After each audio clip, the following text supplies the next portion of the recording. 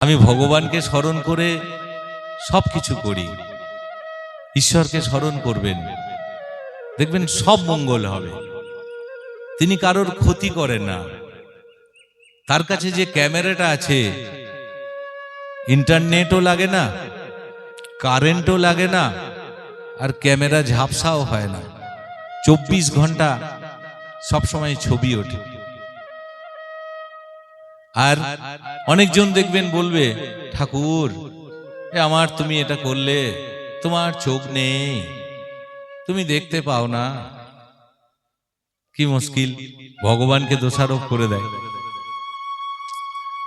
সেই নিয়েও একটা গল্প বলি। এক রাজবাড়িতে রাজার খুব কাছের লোক, যেমন আমার কাছের লোক আছে একজন, খুব এই সাধন বলে, আমি যেখানে যাব ওকে নিয়ে যাব, যত দূর যাব। এখন একজন হয়েছে, ওকেও নিয়ে যাচ্ছি। তা রাজার একদিন তীর চালাতে চালাতে আঙুল কেটে যায়। রাজার আঙুল কেটে গেছে, খুব মুশকিল, হুলুস তুলুস ব্যাপার। ওর যে মেন মন্ত্রী, তাকে বলছে আমার আঙুলটা কেটে গেল। বলছে ভগবান যা করে মঙ্গলই করে। বলছে এ কি রে, আমার আঙুলটা কেটে গেল এতটা, ভগবান আমার মঙ্গল করে দিল? হ্যাঁ, এই ওকে এক্ষুনি জেলে ভরতো, কোনো দুঃখ নেই। দিয়ে কিছুদিন জেলে টেলে রাখার পর ওকে আবার বের করলো। দিয়ে একদিন বলল, চলো আজকে শিকার করতে যাব। রাজার রাগ কিন্তু ওর ওপরে ছিল, তোর ভগবান কি করে মঙ্গল করে, তো আর চ তোকে আমি দেখাচ্ছি জঙ্গলে।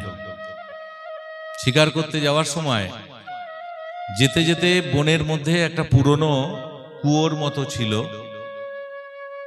এখন ভগবান মঙ্গল করে ওটা মনে আছে, বলছে ওকে আমি কুয়োতে ফেলে দিই, কি বলে দেখি। এক লাথি মেরে কুয়োর মধ্যে ফেলে দিয়েছে। পড়ে গিয়ে নিচে, কি হলো তোমার ভগবান কি বলছে? ভগবান যা করে মঙ্গলই করে। এই আমি তোমাকে জঙ্গলের মধ্যে কুয়োতে ফেলে দিলাম, ভগবান যা করে মঙ্গল করে? এ নিহাত মাথা খারাপ, থাক তুই পড়েই থাক, দেখি তোর ভগবানকে বাঁচায় তোকে। দিয়ে ও জঙ্গলে এদিক ওদিক করতে করতে হঠাৎ 8-10টা লোকের সঙ্গে দেখা, রাজাকে ধরেছে। চল, জঙ্গলের মধ্যে একটা মায়ের মন্দির ছিল, কালী মন্দির। ডাকাত দল, ডাকাতদের দেখবেন ডাকাতি করতে যাওয়ার আগে পুজো করে, পুজো দেবে। তখন বলছে, সর্দার আজকে যা বড় মাল পাবো ডাকাতি করে, সোনা দানা, আজকে নরও বলি দেব। একটা রাজপুত্রের মতো ছেলে পেয়ে গেছে। ঠিক আছে, ব্রাহ্মণ বসে আছে, বলছে চান করা। চান টান করিয়ে তসলায় লাগা মাথা। দাঁড়া দাঁড়া দাঁড়া দাঁড়া, মাথাটা লাগানোর আগে বলছে ঠিক আছে, মাথাটা তসলায় লাগানোর পর ওকে একবার চেক করে নে ভালো করে, কোথাও খুঁত আছে কিনা। খুঁত খুঁজতে খুঁজতে খুঁজতে খুঁজতে দেখছে আঙুল কাটা, আর ওই এক পাছায় লাথি। বলছে এত কষ্ট করে ধরে আনলাম, তসলায় লাগালাম বলি দেবো করে, খুঁত পেয়ে গেলাম, এক লাথি। আরো ছুটতে ছুটতে একবারে রাজবাড়িতে পৌঁছে গেছে। রাজবাড়ি থেকে লোকজন সৈন্য সামন্ত এনে সেই খালের মধ্যে মন্ত্রীকে তুলেছে সঙ্গে সঙ্গে। দিয়ে বললো তোমাকে তুলতে এলাম। বল কেন? আপনি তো আমি এখানে যাতে মরে যাই, ভগবান না বাঁচালে বাঁচবো না, সেইভাবেই রেখে গেছিলেন। তা বলল, সেই দিন বলেছিলে আঙুল কাটার সময় ভগবান যা করে মঙ্গলই করে।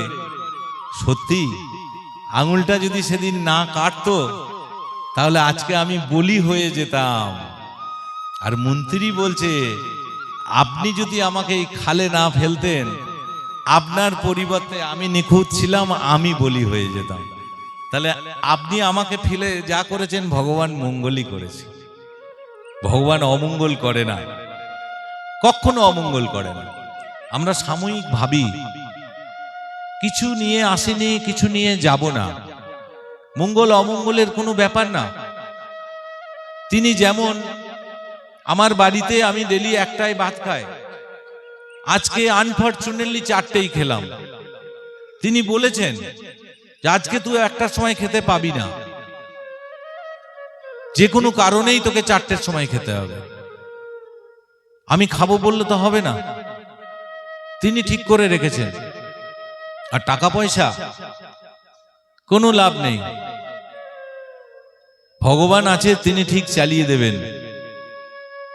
যাদের কোটি কোটি টাকা, দেখবেন রাত্রিবেলা প্রেসারের ওষুধ, রাত্রিবেলা সুগারের ওষুধ, হাত পায়ে যন্ত্রণা।